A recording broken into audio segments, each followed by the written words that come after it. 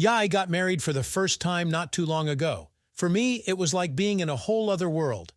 My parents are only my mother, and she has a mountain of relatives. Her mother has already remarried, and her father lives with another woman, so with her parents still alive, she has a stepfather and stepmother on top of that.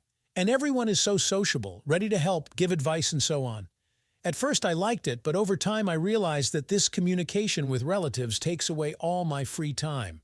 We constantly have some events or holidays, and these people are close, but they are all so different, and you have to take them as they are. Her father and stepfather are strangely similar, two scowling men.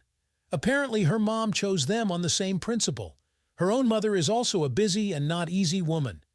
From this business crowd, Stepmother stood out, a woman light and smiling, who from the first time we met treated me as a special close, as if she and I were the only ones who knew a secret. She tried for some reason to please me more than anyone else and did not hide this predisposition to me. And who doesn't like attention? Besides, she was not only a good and interesting woman, but also quite pleasant to look at. Most likely she had an active lifestyle from her youth, probably played some kind of sport. People like her are never shy about their appearance and feel comfortable in any clothes, and as a rule it is something tight. My wife's parents divorced a long time ago, when she was still a child. So she even got used to having two fathers and two mothers. And perhaps that's why Bella, as my wife's name is, feels so confident and calm. It's the kind of support that anyone would envy. Also, her half-brothers and sisters, uncles, aunts, grandparents in general, my mom and I were in some kind of village of relatives, and everybody loved us, or pretended to love us. I haven't determined that for sure yet. But what I noticed the most was the connection between Bella and her birth father. It was as if Bella was a part of him. He was her primary guardian angel. Most often I heard her talk about her father, and he was a big part of our lives. It was a true love between father and daughter. I even sometimes felt envious of my wife, imagining what a carefree childhood she had. But as I learned to my surprise later, I wasn't the only one feeling envious. Her stepmother confessed it to me once, when we had become quite close. When she told me that she wished she could get as much attention and love from her husband as he gives his daughter, the surprise went away. It makes sense. Her husband has given the lion's share of his love to his daughter. I even felt truly sorry for the stepmother and began to treat her with more understanding. It even seemed to me that she treated me even better after that, as if she had found someone to give her love to, since her husband did not want to accept and give his. When we went to their house, her husband's attention was taken up by Bella, and her wife's was completely focused on me. She always sat down next to me, pressed me hard against her chest when we met, often touched me, and expressed delight when I touched her. Especially when her husband was not around. I lay down on the sofa on her thighs, and she looked at me approvingly, looking out from above because of her large breasts. And when I pressed down harder, she always reacted by immediately making me feel good and started stroking my head or hands.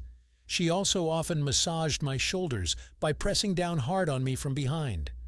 I did not know what to think, but everything was always within the bounds of decency, and not once, probably not even in my mind, no one came to the edge.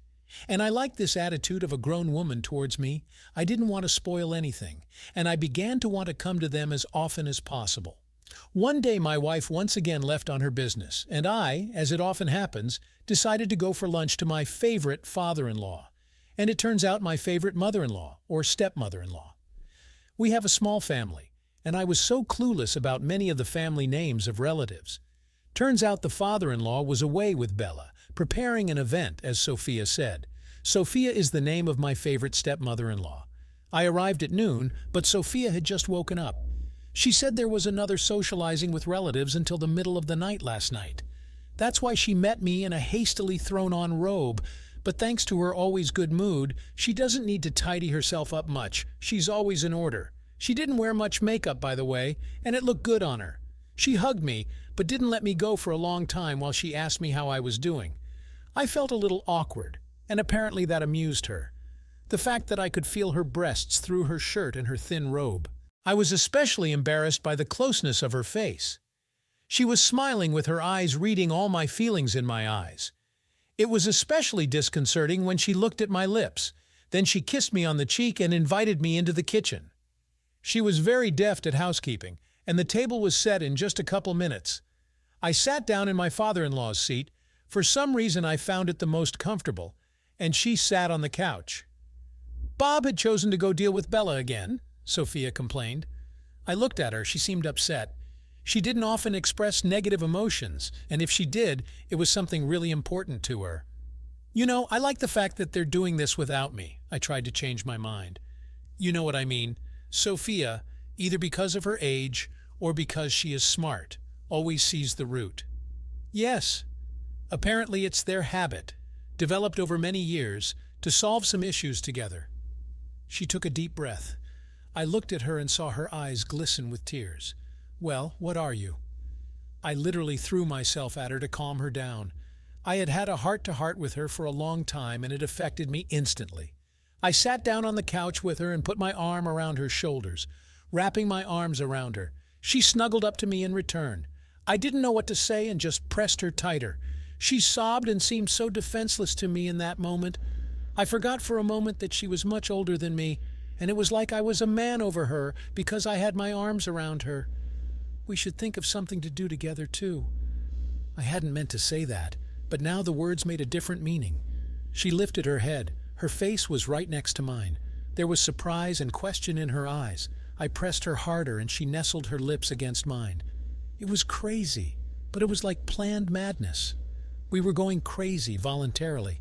We looked fearfully but honestly into each other's eyes. Her hands released me, and she was definitely loving how much she was wanted. My hands explored her body while she was willing to do anything. She had a very strong appetite, not even comparable to Bella's appetite. She did everything on her own. I surrendered myself completely to the process of being controlled by her the way she wanted, the way we both wanted. We were silent for a long time, but it was like we were communicating in that silence. I was surprised at how huge the difference was. There I was just having intimacy, and here it was as if we were communicating. I didn't make a single move without getting a response. I don't know where I got the confidence that she could hear what I was thinking now and even hear her responding to me. My favorite son-in-law. She made it clear that we should go back to our normal lives and play our roles and continue. My favorite mother-in-law. That was all I could squeeze out of myself, thus letting her know that I understood everything while nodding my head. She pressed me hard against her. Apparently, I had a very positive effect on her. Suddenly, I felt love for her. It was like I saw her differently. I saw her soul. She seemed perfect. We have to get up. They can come at any time, and we have to cover our tracks. Sophia looked at me also in love, but with some concern. Yes, of course. I stood up, noticing her gaze on me.